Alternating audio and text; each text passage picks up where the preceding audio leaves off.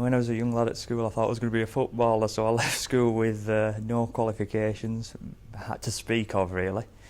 And I ended up leaving school as a gardener, so when I was a gardener then, I'd never thought that I'd be in this position now, but over a period of time I always got a few lucky breaks. My dad got me my first job as an apprentice joiner, and then I started to knuckle down. I became an apprentice, and then thought I don't really want to be working on the tools for the rest of my life, and then basically went ONC, HNC, RICS, MBA, and just carried on working my way through to where I've got through to today.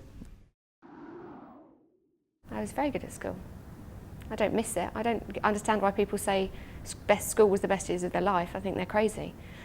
It was a daunting prospect, leaving school.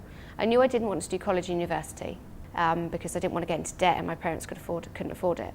I don't think you need qualifications to do my job. I think you need to be quite articulate.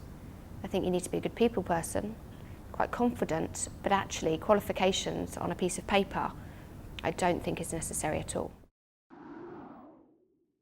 When I left school, I went into pharmacy for 2 years as a dispensing assistant and a chemist, but then very quickly moved into the construction industry with a tool manufacturer and supplier. The business that I was working for at the time, construction business Holt in Manchester, had a fantastic logistics manager there who pretty much said, "We know you can do the job that we want you to do, but we need a piece of paper that says you have a brain." So I went and did a part-time business studies degree for 5 years, which at the time I have to say was quite painful.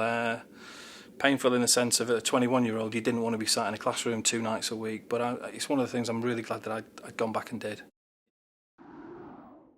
I left school when I just turned 17. I'd started to work in a mobile phone shop, and I was passed over for promotion because I didn't have A-levels, which then sent me back to college. I handed in my notice at the mobile phone shop within 2 weeks of being passed over for the promotion. I'd had enough. All the hard work I'd put in, it meant nothing. And I thought, right, I'm going to show you.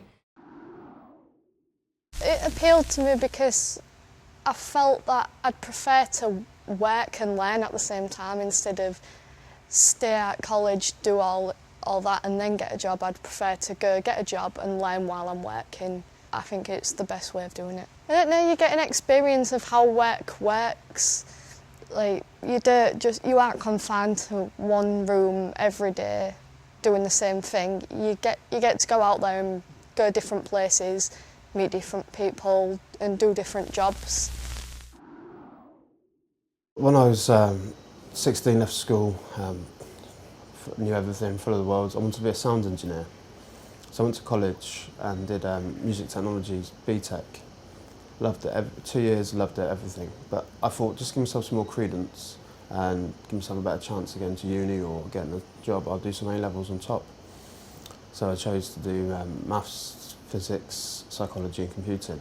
In my physics class, there was a leaflet that was passed around which, with the headline, "Fancy getting a degree for free." I didn't think it was fair on my father or my family or myself to have to pay for university that way, so I saw this and I thought I'd take it. It was at the local hospital and I went for the interview and lo and behold I got the job.